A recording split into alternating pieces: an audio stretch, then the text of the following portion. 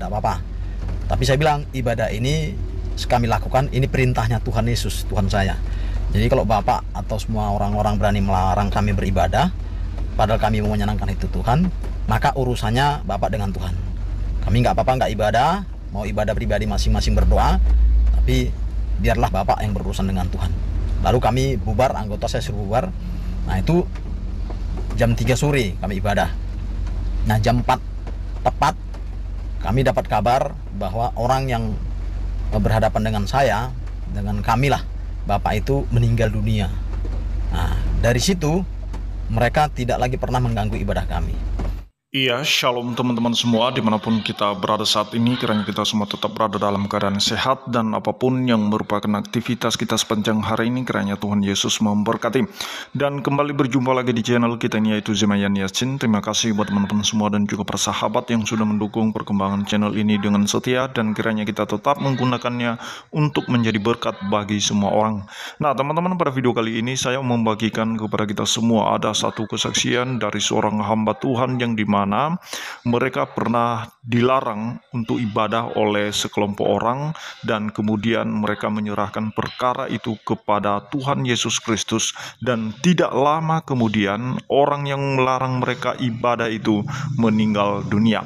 Oleh karena itu mari kita simak videonya yang berikut ini. Salam sejahtera, selamat pagi Bapak Ibu yang dikasihi Tuhan Yesus Kristus. Saya dapat kiriman video dan ditanya, video itu berkaitan dengan pembubaran orang-orang Kristen atau umat Tuhan beribadah, dibubarkan oleh orang-orang yang tidak suka dengan umat Tuhan beribadah.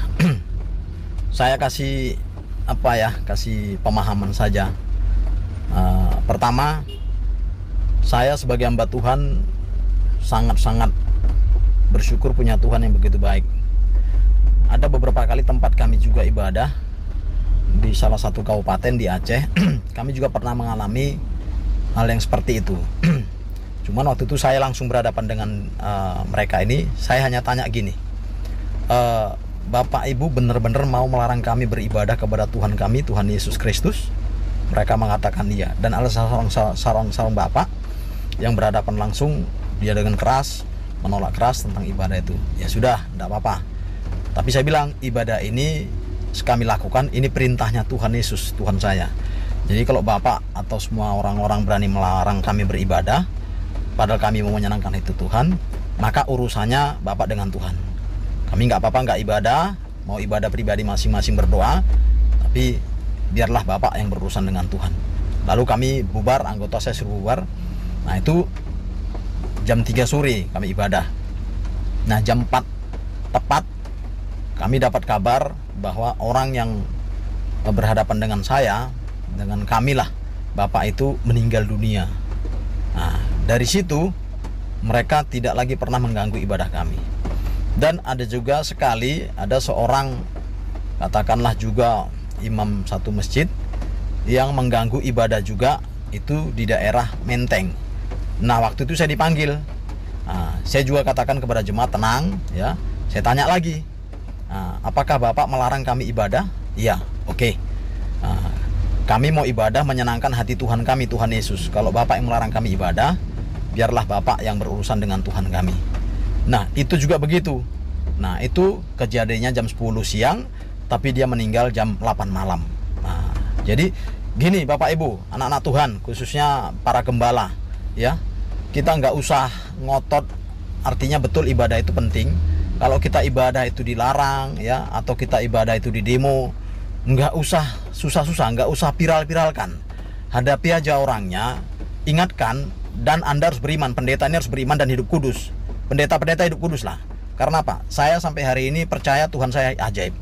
Apa yang saya omongkan itu Tuhan kehendaki. Itu bukan doa. Saya nggak menginginkan orang lain mati, enggak.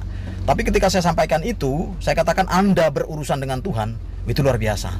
Saya nggak takut berurusan dengan siapapun, dengan polisi, tentara, dengan siapapun lah pokoknya. Kalau orang dia. Tapi kalau sudah berurusan dengan Tuhan, hati-hati. Tuhan Yesus itu hidup. Jadi kalau ibadahmu, gerejamu ditolak, tidak boleh ibadah, nggak usah ribut, nggak usah viralkan. Hadapi orang itu dan tanya, apakah Bapak melarang kami beribadah menyenangkan hati Tuhan kami, Tuhan Yesus? Kalau dia katakan iya, biarlah Bapak berurusan dengan Tuhan. Biar Tuhan yang urus. Setelah kejadian itu lihatlah, pasti ada hal yang luar biasa. Nggak usah ribut-ribut, nggak usah ribut-ribut.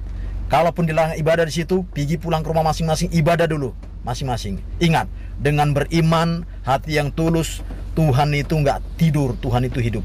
Yakinlah, kalau itu Bapak Ibu lakukan, nggak usah viral-viral, hadapi saja dan tanyakan, apakah Anda melarang kami beribadah? Kami biar ibadah ini diperintahkan oleh Tuhan, menyenangkan hati Dia. Tapi kalau Bapak berani perintahkan kami nggak boleh menyenangkan hati Dia, biarlah Bapak berurusan dengan Tuhan. Biar Tuhan yang ngurus. Dan berapa kejadian itu membuat orang tidak lagi mau mengganggu ibadah kami sebagai orang Kristen. Terima kasih, salam damai, tetap semangat. Dengan panggilan Tuhan, setia sampai Tuhan panggil, maka kita ada di surganya yang kudus. Salam, salam penginjilan Mamos. Tuhan memberkati. Nah, jadi itu dia videonya teman-teman. Kita sudah mendengarkan bagaimana kesaksian seorang pendeta tadi ya. Ketika mereka dilarang untuk beribadah kepada Tuhan Yesus, maka apa yang perlu mereka lakukan adalah berdoa dan menyerahkan perkara dan masalah-masalah itu kepada Tuhan Yesus. Karena mereka yakin bahwa yang memerintahkan mereka untuk beribadah adalah Tuhan Yesus Kristus. Dan kita tahu ya, dalam perjanjian lama zaman para nabi, mulai dari zaman Nabi Musa, di mana ketika Firaun menghalangi dan tidak membiarkan orang Israel untuk pergi ke tanah perjanjian untuk beribadah kepada Tuhan di sana. Apa yang dilakukan Tuhan kepada Firaun dan atas bangsa Mesir pada saat itu? Dia menulahi bangsa Mesir serta Firaun dan anak sulungnya mati. Kenapa? Karena Firaun melarang Israel untuk beribadah kepada Tuhan. Bisa kita melihat ya di dalam Keluaran 4 ya, misalnya dalam Keluaran 4 ayat 23 dikatakan di sana, sebab itu aku berfirman kepadamu, biarkanlah anakku itu pergi, supaya ia beribadah kepadaku, tetapi jika engkau menolak membiarkannya pergi, maka aku akan membunuh anakmu yang sulung. Nah, di sana dikatakan bahwa jika engkau melarang mereka pergi, engkau tidak membiarkan mereka pergi untuk beribadah kepadaku, maka anak sulungmu pun akan kubunuh. Nah, artinya itulah konsekuensi teman-teman ya, daripada Tuhan ketika ada orang yang melarang umat pilihannya beribadah kepadanya. Dan juga seperti yang dilakukan oleh bangsa Amalek, itu sudah kita tahu. Bangsa Amalek ketika mereka menghalang-halangi Israel untuk datang ke tanah perjanjian itu beribadah kepada Tuhan, supaya bisa mereka mendirikan mezbah bagi Tuhan. Nah, apa yang dilakukan Allah? Dia membinasakan bangsa Amalek itu. Dengan cara apa? Dengan menyerahkan bangsa itu ke tanah Israel itu sendiri, sampai ditumpas dari manusia sampai hewan. Tidak ada yang hidup. Nah, teman-teman, itu luar biasa. Makanya ini pelajaran bagi kita semua, dan khususnya bagi mereka yang suka melarang orang beribadah kepada Tuhan. Maka percayalah bahwa segala perkara-perkara umat pilihan Tuhan itu Tuhan pasti dengar. Seperti juga yang dikatakan dalam Keluaran 7 ayat 16. Dan katakanlah kepadanya, Tuhan Allah orang Ibrani telah mengutus aku kepadamu untuk mengatakan, biarkanlah umatku pergi, supaya mereka beribadah kepadaku di padang gurun. Meskipun begitu, sampai sekarang engkau tidak mau mendengarkan. Nah, teman-teman, sudah berkali-kali disampaikan oleh Musa kepada Firaun, biarkanlah Israel pergi supaya mereka bisa beribadah kepada Tuhan. Janganlah menghalangi mereka. Tetapi Firaun makin mengeraskan hatinya dan dia tidak membiarkan Israel pergi untuk beribadah kepada Tuhan. Lalu apa yang terjadi? Tuhan Allah membuat atau melakukan mukjizat di sana, di mana kuasanya menulahi bangsa itu, dan terlebih-lebih anak sulung daripada Firaun itu sendiri mati. Bahkan bukan daripada Firaun, semua anak sulung yang ada di Mesir pada saat itu mati. Nah, artinya itu konsekuensi daripada melarang-larang orang untuk beribadah. Tetapi mari kita tetap mempercayai bahwa kuasa yang sama, kuasa Allah yang menyatakan kuasanya atas bangsa Mesir, maka hari ini juga kuasa yang sama menyatakan kuasanya kepada mereka yang melarang umat Kristiani beribadah di gereja. Nah, teman-teman, jadi ini khususnya bagi kita semua, karena kita sebagai warga Indonesia, maka sebenarnya kita mendapat kebebasan untuk bisa beribadah sesuai dengan kepercayaan kita masing-masing. Kenapa? Karena hak beribadah itu sudah merupakan hak asasi manusia dan dilindungi oleh undang-undang.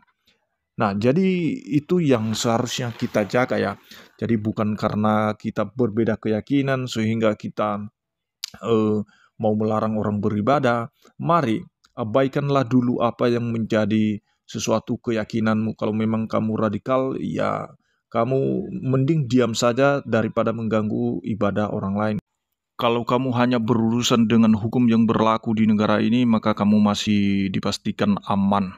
Tetapi kalau engkau berurusan dengan Tuhan, maka hati-hati, bisa saja fatal itu konsekuensinya.